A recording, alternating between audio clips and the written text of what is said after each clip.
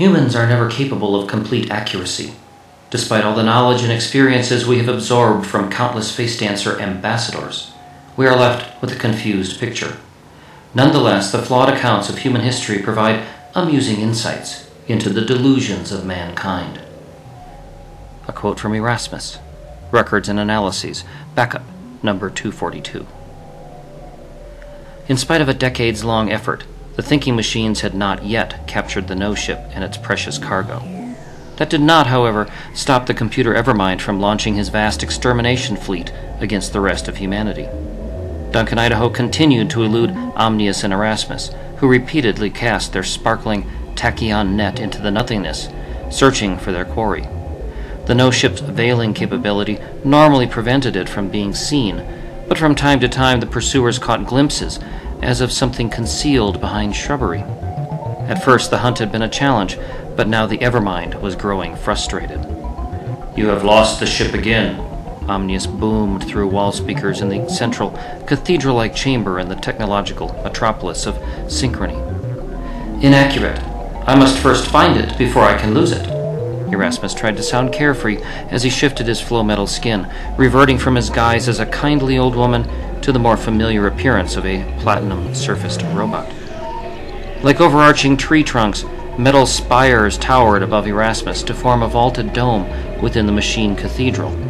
Photons glittered from the activated skins of the pillars, bathing his new laboratory in light.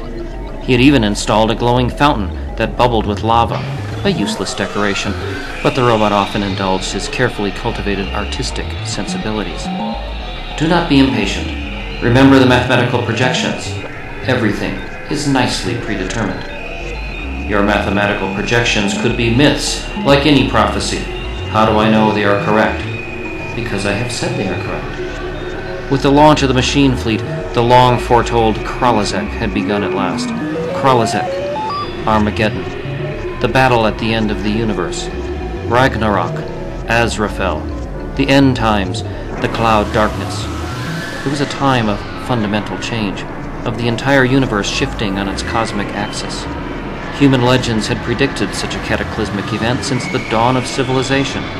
Indeed, they had already been through several iterations of similar cataclysms: the Butlerian Jihad itself, the Jihad of Paul Muad'Dib, the reign of the tyrant Leto II. By manipulating computer projections, and thus creating expectations in the mind of Omnius, Erasmus had succeeded in initiating the events that would bring about another fundamental shift. Prophecy and reality, the order of things, really didn't matter. Like an arrow, all of Erasmus's infinitely complex calculations, running trillions of data points for the most sophisticated routines, pointed to one result. The final Kwisatz Haderach, whoever that was, would determine the course of events at the end of Kralazek. The projection also revealed that the Kwisatz Haderach was on the No ship, so Omnius naturally wanted such a force fighting on his side. Ergo, the thinking machines needed to capture that ship. The first to exert control over the final Kwisatz Haderach would win. Erasmus didn't fully understand exactly what the superhuman might do when he was located and seized. Though the robot was a longtime student of mankind, he was still a thinking machine, while the Kwisatz Haderach was not. The new face dancers, who had long infiltrated humanity and brought vital information back to the synchronized empire, fell somewhere in between, like hybrid biological machines. He and Omnius had both absorbed so many of the lives stolen by the face dancers that sometimes they forgot who they were. The original Tleilaxu masters had not foreseen the significance of what they had helped create. The independent robot knew he still had to keep Omnius under control, though. "We have time. You have a galaxy to conquer before we need the Kwisatz Haderach aboard that ship." "I am glad I did not wait for you to succeed."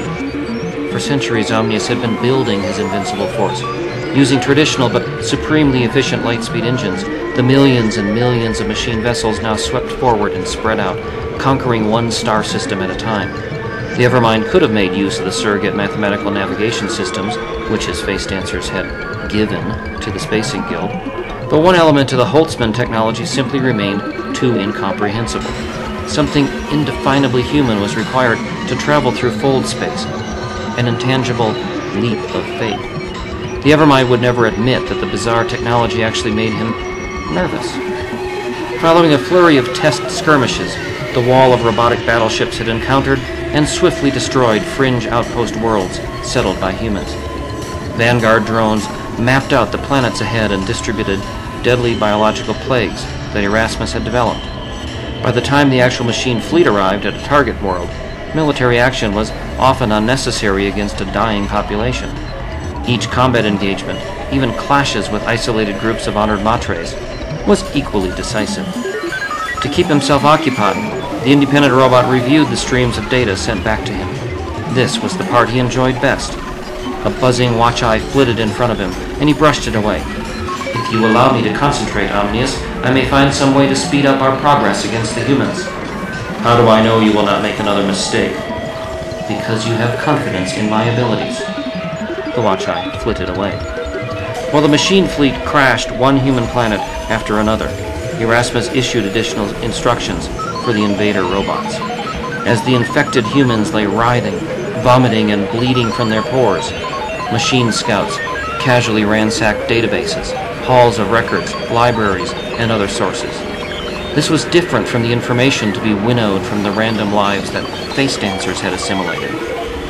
With all the fresh data flowing in, Erasmus had the luxury of becoming a scientist again, as he had been long ago. The pursuit of scientific truth had always been his true reason for existence. Now the flood was greater than ever before. Glad to possess so much new information, so much undigested data, he gorged his elaborate mind on raw facts and histories. After the supposed destruction of thinking machines more than 15 millennia earlier, the fecund humans had spread, building civilizations and destroying them. Erasmus was intrigued by how, after the Battle of Corin, the Butler family had founded an empire and ruled it under the name of Carino for 10,000 years, with a few gaps and interregnums, only to be overthrown by a fanatical leader named Muad'Dib, Paul Atreides, the first Kwisatz Haderach. A more fundamental change, however, had come from his son Leto II, called God Emperor or Tyrant. Another Kwisatz Haderach, a unique hybrid of man and sandworm that had imposed a draconian rule for 3,500 years. After his assassination, human civilization fragmented. Fleeing to the far reaches of the galaxy in the scattering, people became hardened by their privations until the worst sort of humans, honored matres, had blundered into the burgeoning machine empire. Another flitting watch-eye scanned the same records that Erasmus was reading. Omnius spoke through resonating plates in the walls. "I find their contradictions, posed as fact, to be unsettling." "Unsettling, perhaps, but fascinating." Erasmus disengaged himself from the stacks of historical files. "Their histories show how they view themselves and the universe around them. Obviously, these humans need someone to take firm control again."